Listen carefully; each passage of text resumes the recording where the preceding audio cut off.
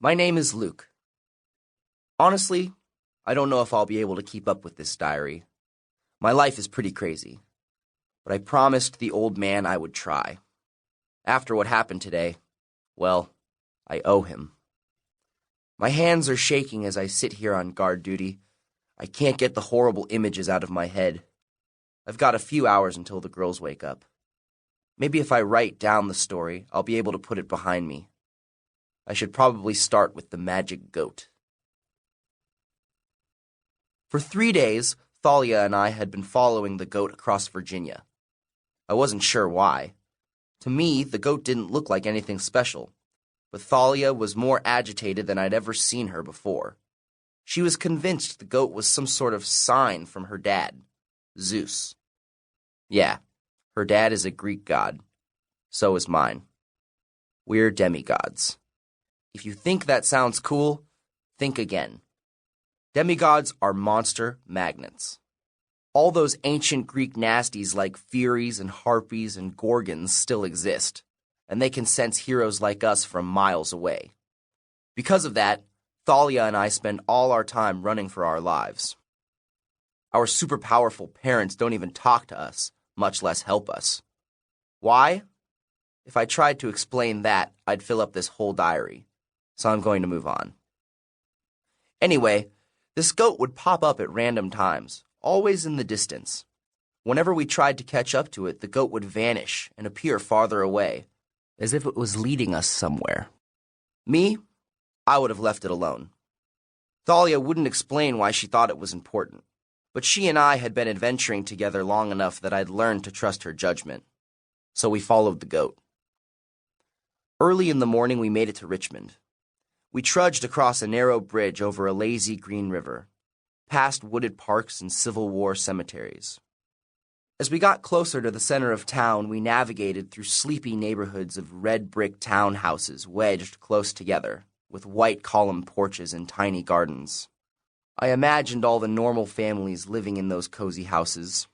I wondered what it would be like to have a home, to know where my next meal was coming from, and not have to worry about getting eaten by monsters every day.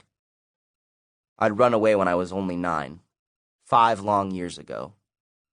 I barely remembered what it was like to sleep in a real bed.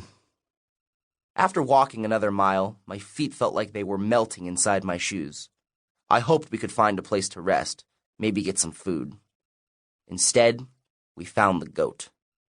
The street we were following opened up into a big circular park. Stately red brick mansions faced the roundabout. In the middle of the circle, atop a 20-foot white marble pedestal, was a bronze dude sitting on horseback. Grazing at the base of the monument was the goat. "Hide!" Thalia pulled me behind a row of rose bushes. "It's just a goat," I said for the millionth time. "Why?" "It's special," Thalia insisted. "One of my dad's sacred animals.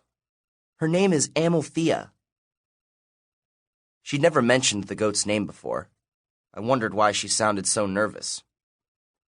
Thalia isn't scared of much. She's only 12, 2 years younger than I am. But if you saw her walking down the street, you'd clear a path. She wears black leather boots, black jeans, and a tattered leather jacket studded with punk rock buttons.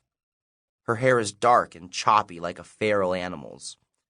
Her intense blue eyes bore into you, as if she's considering the best way to beat you to a pulp. Anything that scared her, I had to take seriously. "So you've seen this goat before?" I asked. She nodded reluctantly. "In Los Angeles, the night I ran away.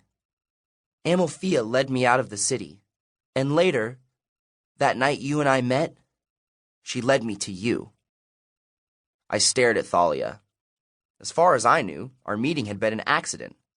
We literally ran into each other in a dragon's cave outside Charleston and teamed up to stay alive. Thalia had never mentioned a goat. As far as her old life in Los Angeles, Thalia didn't like to talk about it. I respected her too much to pry. I knew her mom had fallen in love with Zeus. Eventually, Zeus dumped her, as gods tend to do.